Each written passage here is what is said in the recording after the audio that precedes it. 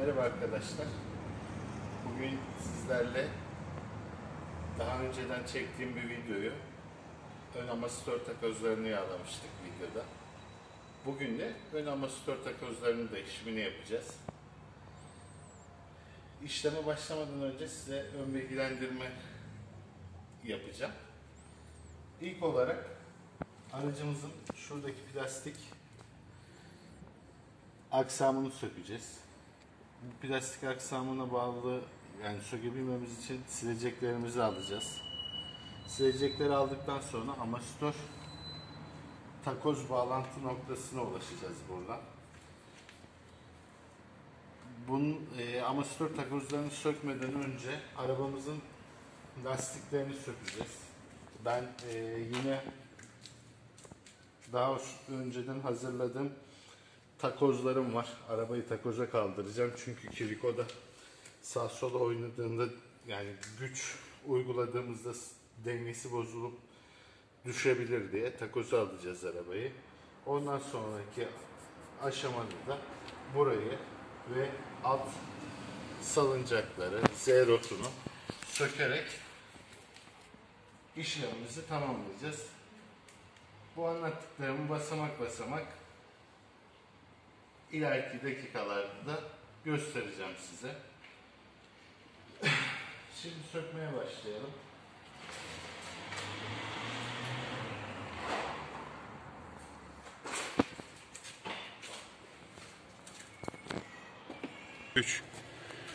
Arkadaşlar, şimdi Fiat Lineya'mızın ön amortisörlerini sökmeye için gerekli ön çalışmaları başladı. Öncelikle silecekleri alacağız. Sileceklerimizi 13 anahtarla söküyoruz. Bunu sökmemizin sebebi şu plastik aksamı alabilmek için. Plastik aksamı alamaz isek amortisör takozlarını sökemiyoruz.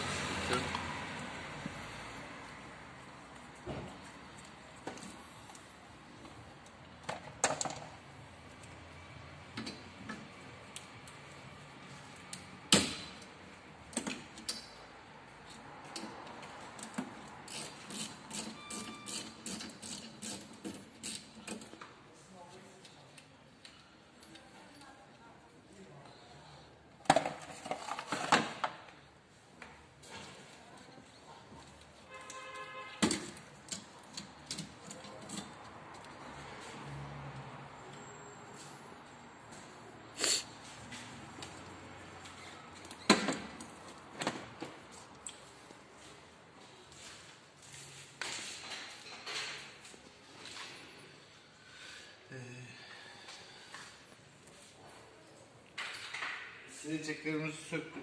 Şimdi buradaki plastik aksamın vidalarını sökeceğiz. Buradan tutan bir yıldız vidası var. Bunu alıyoruz.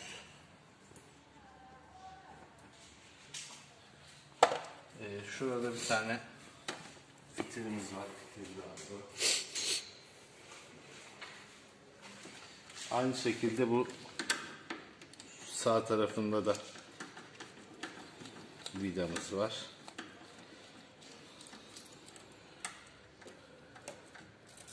Bu vidayı da alıyoruz. Sonra bu plastik aksam görmüş olduğunuz üzere kendisi çıkıyor. Rahat bir şekilde alabiliyoruz.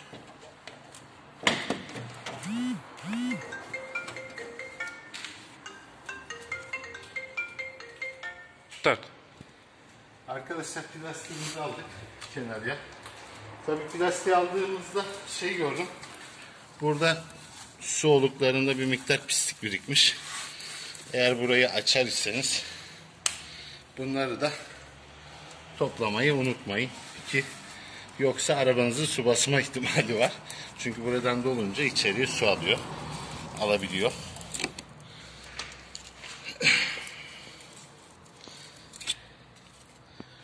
Burada da sağ amortisör takozumuz gördüğünüz üzere.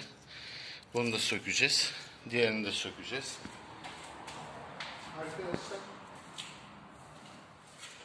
Arkadaşlar şimdi buradaki işlemlerimiz bitti gibi görünüyor. Tabi atlamadığımız bir yer var mı bilmiyorum derken kontrol ettim. Şu an bu tarafta bir işimiz kalmadı. Şimdi arabamızı Kiriko'ya kaldıracağız. Kiriko'yla kaldıracağız. Benim daha önceden paletlerden söktüğüm takoz yaptım kendime. Bu takozu buraya koyacağım. Sonra lastiğimi sökeceğim. Tabi bu arada ben lastiğimin bujonlarını arabayı kaldırmadan gevşettim. Kiriko'ya kaldırıyoruz aracımızı.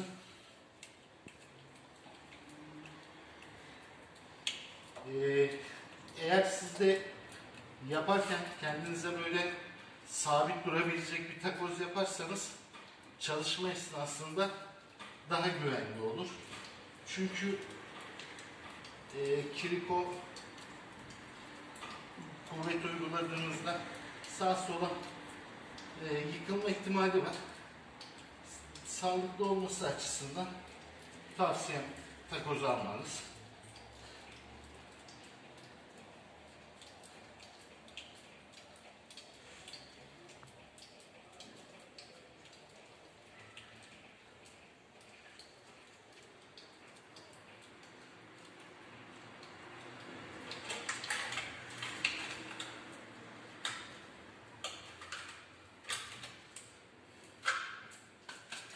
Ben buraya birkaç parça da ağaç parçası koyacağım. Birazcık daha yüksek olsun diye.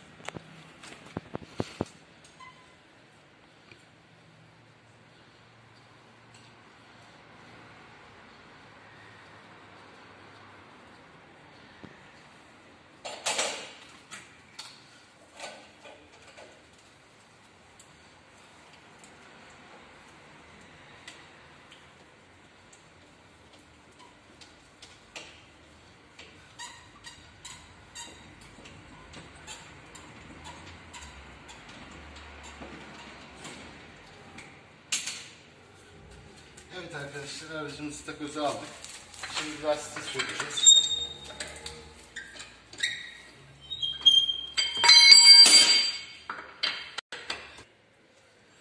Arkadaşlar lastiğimizi söktük.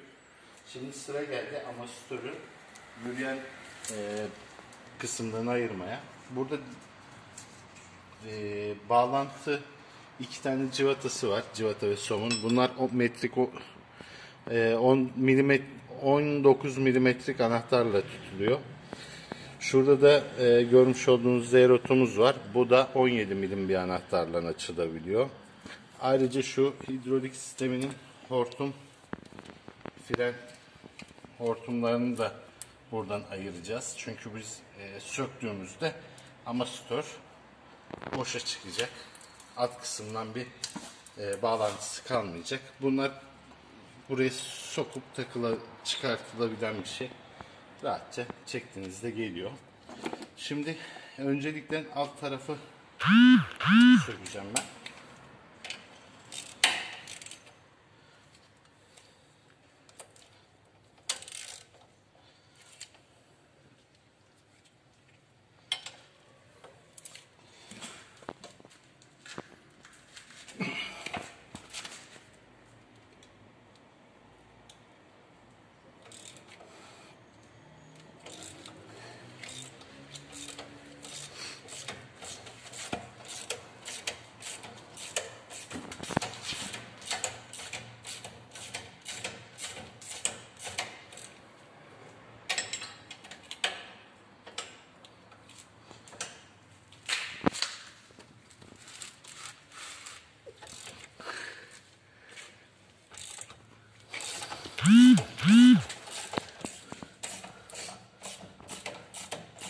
Biraz sıkı vidalar. Ancak gevşettikten sonra açılıyor. Tabii somunda normal bildiğiniz somunlardan değil, kontralı somun diyorlar bunlara.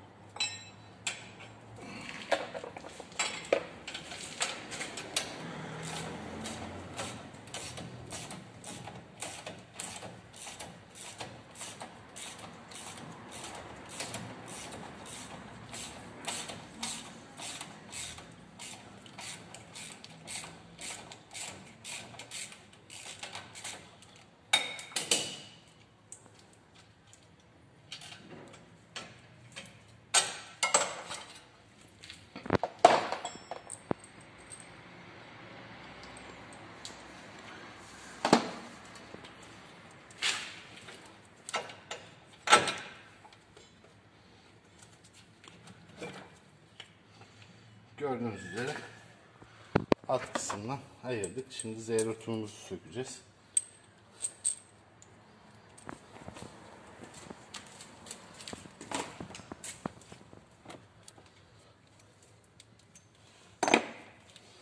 Zeyrotumuz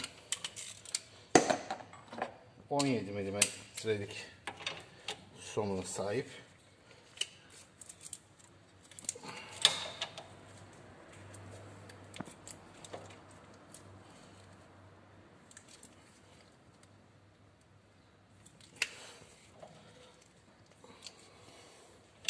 Yalnız bir şeyi yanlış yaptık sanıyorum. Sıralamada hata. Önce şunu tekrardan bir somunu yerine takayım.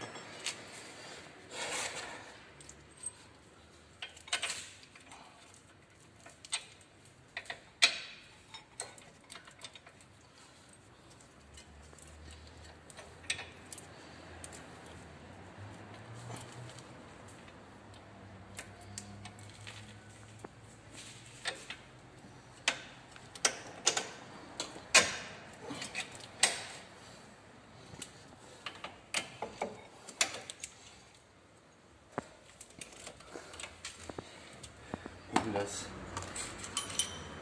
güç istiyor. Uzatma kolunu uzatıyorum.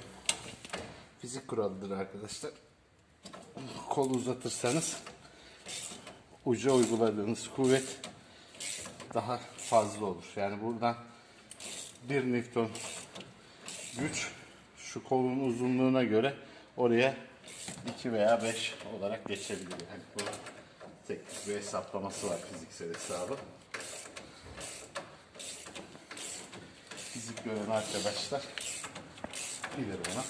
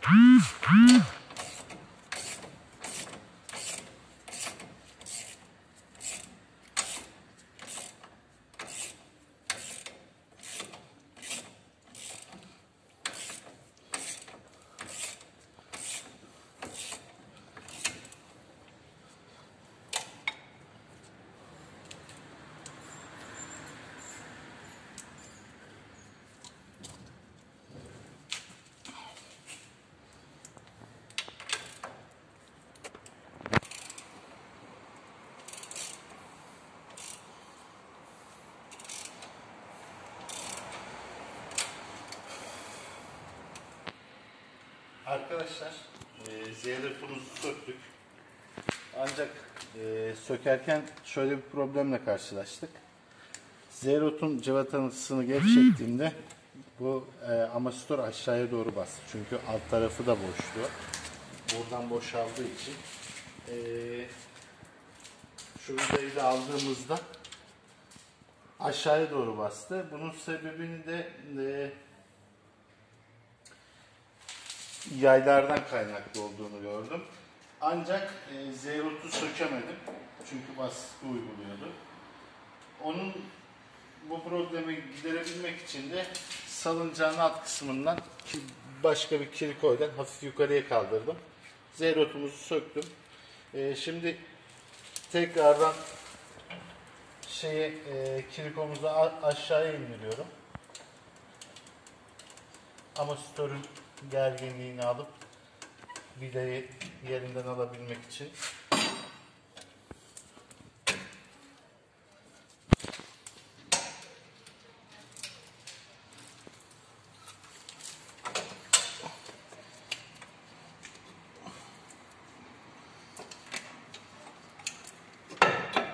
Şu an amortisörümüz boşa çıktı. Alt kısımda işlemimiz bitti.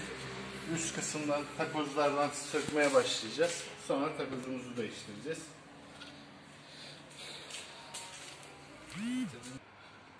Arkadaşlar şimdi üst kısımda amortisör takozunun bağlantı cıvataları var. 3 adet. Onları söküyoruz. Bunları söktükten sonra amortisörümüz takozuyla beraber aşağıya gelecek. Ve aşağıda biz amortisörün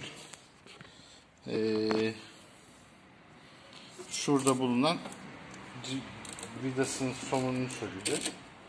Böylelikle yeni amortisörümüzü takabileceğiz. Burada önemli olan bu vidaları sökerken aşağıya amortisörü düşürmemek.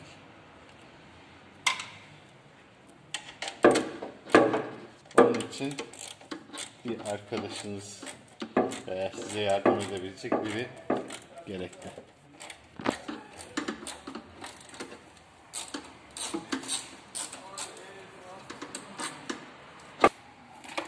Arkadaşlar amortisörümüzü söktük. Geçmiş videolarda sizinle paylaştım. Amortisör sıkma takozumun yaptığım takozu helezon yaylarımızı sıkıştırmaya başlıyoruz. Helezon yayları sıkıştırıp daha sonra da şurada görmüş olduğunuz amortisör takoz vidasını çıkartıp amortisörümüze yeni takozunu takıp bu yaptığımız işlemleri tersine alacağız. Şimdi ben yayı sıkıştıracağım.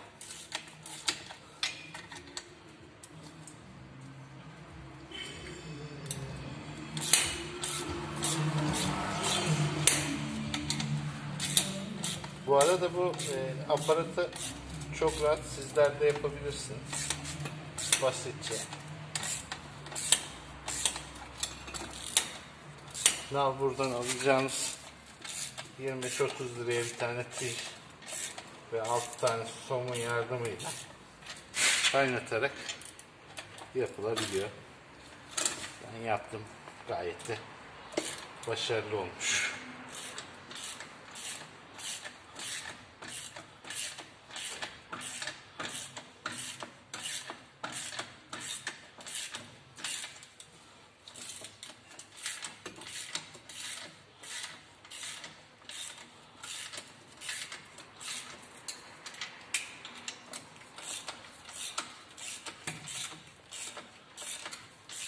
Ya da amortisörleri sıkıştırırken sağlı solu sıkıştırmanız daha iyi olacaktır. Çünkü diğer türlü bir tarafı fazla sıkıp diğer tarafı az sıkma ihtimaliniz yüksek.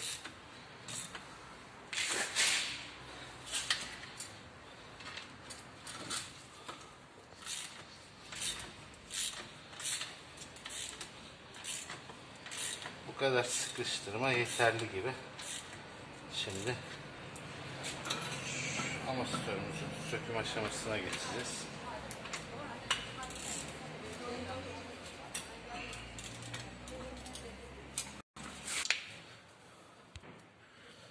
Arkadaşlar amortisörün de ucunda ayağım var. Normal lokmayla sökemiyorsunuz. Mecburen üstten tutmanız gerekiyor ki amortisörün ucundan vidayı alabilirsiniz. Böylelikle amortisörü sökebiliyorsunuz. Alyan numarasına gelecek olursak T20 ebatındaki alyanla söküm işlemi gerçekleştirilebiliyor. Şu an ben söktüm. Arkadaşlar takozumuzu söktük. Gördüğünüz üzere göbekte bir oynama var. Zaten çevirdiğimde katır kutur sesler geliyordu. Şimdi bunun içini açacağım. Hep birlikte bakalım ne durumdaymış takozumuz.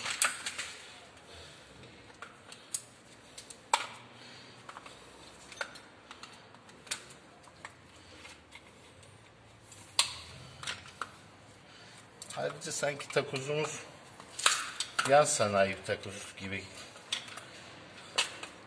görünüyor. Gördüğünüz üzere iç çürümüş. Pas tutmuş yani. Su almış demektir bu da. Burada da belirgin. Ancak bilyalarda çok bir şey yok.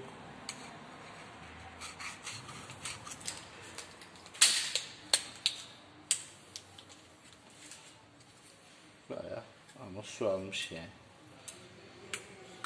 Bunu değiştireceğiz. Yenisini almıştık. Zaten daha önceki videomda bunun yeni aldığımda içini açıp yağlama yapmıştım. Bunu da sizlerle paylaşmıştım. Bakalım Gresti takozun ömrü ne kadar olacak? Onu da çok merak ettiğim bir konu. Şimdi yeni takozumuzu takabiliriz. Arkadaşlar amortisör takozumuzun yenisiyle değiştirdik. Söktüğümüz o 3 tane cıvatayı şimdi yerine takıyoruz. Amortisörümüzün üst kısmını monte ediyoruz. Bundan sonraki aşamalar başlangıcın tersi olacak. Çünkü önce burayı sıkacağız. Sonra aşağıları toparlayacağız. Sonra sağ tarafa geçerek sağ tarafı söküp değiştireceğiz. Böylelikle amortisör değişim gerçekleşmiş olacak.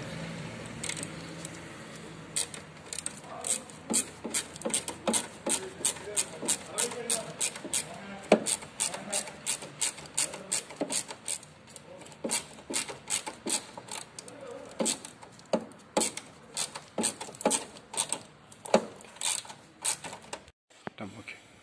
Arkadaşlar üst taraftaki bağlantı işlemimiz bitti. Şimdi alt kısma geçiyoruz. Alt kısımda yine öncelikle şu vidayı takarak kiliko yardımıyla salıncaktan biraz yukarıya çıkartmamız gerekecek. Çünkü bunu yapmamızın sebebi Z rotunu yerine takabilelim diye. Çünkü amortisörümüz aşağıya inmiş oldu bağlantı yaparken.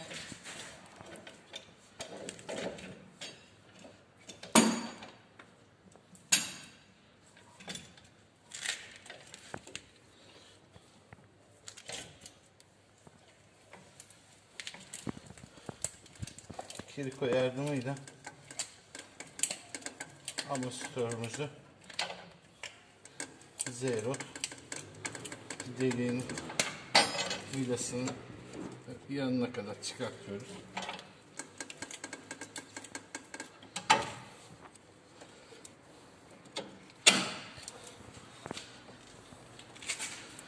Z-rotumuzu yerine taktık.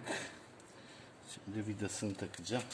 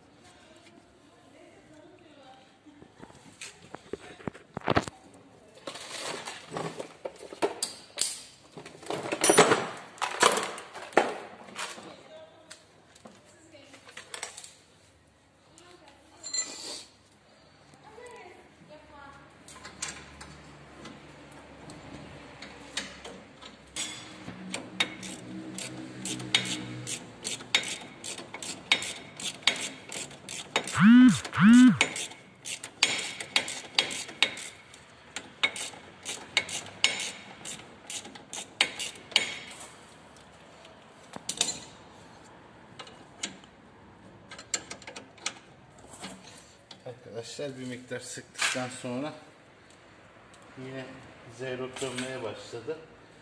Bu durumu ortadan kaldırmak için 5 alyanla buradan tutturuyoruz. Tabi bunun özel bir aparatı var. Ancak o bizde olmadığından dolayı böyle zeyrotun 5 alyanla dış taraftan tutarak sıkma işlemini gerçekleştirebiliyoruz. İşte.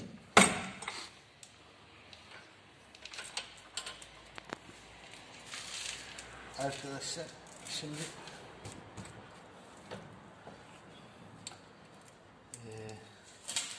söktüğümüz cıvatayı tekrar yerine takacağız. Böylelikle de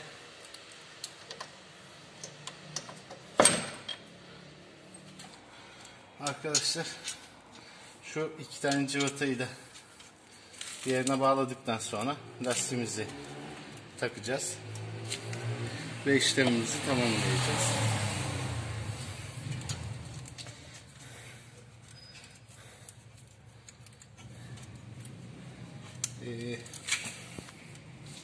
Tabi amortisörümüzü çıkartınca biraz da temizleyeyim dedim. Üstündeki Coaf marka bir amortisörmüş. Brezilya malı. Menşei Brezilya. Sanıyorum orijinal fabrikadaki amortisörü halen çalışıyor. Bir problemi yok. Arabamızın kilometresi de az. 140 binde.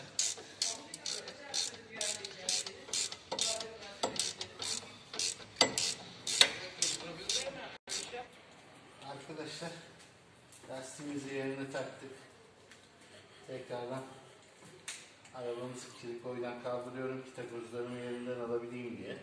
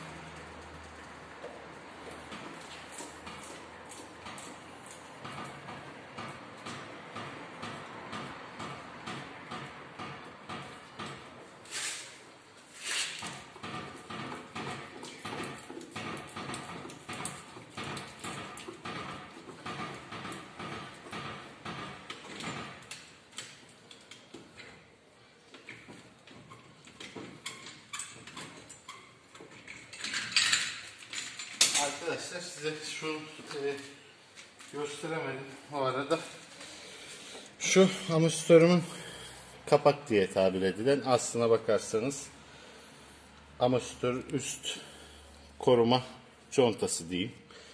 Bu su girmesini engelliyor.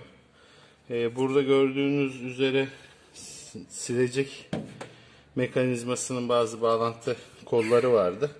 Bunu takabilmek için bir tane burada, bir tane burada ve şuradaki vidaları sökmem gerekti. Söktükten sonra hafif bunu kanırtarak kapağı üstüne oturtup tekrar vidalarını yerine sıktım. Şu an için aracımın sol ön amortisör takozunun değişimini tamamladım. Şimdi sağ kısma geçeceğiz. Burada sol tarafta söyleyeceğim başka bir şey kalmadı.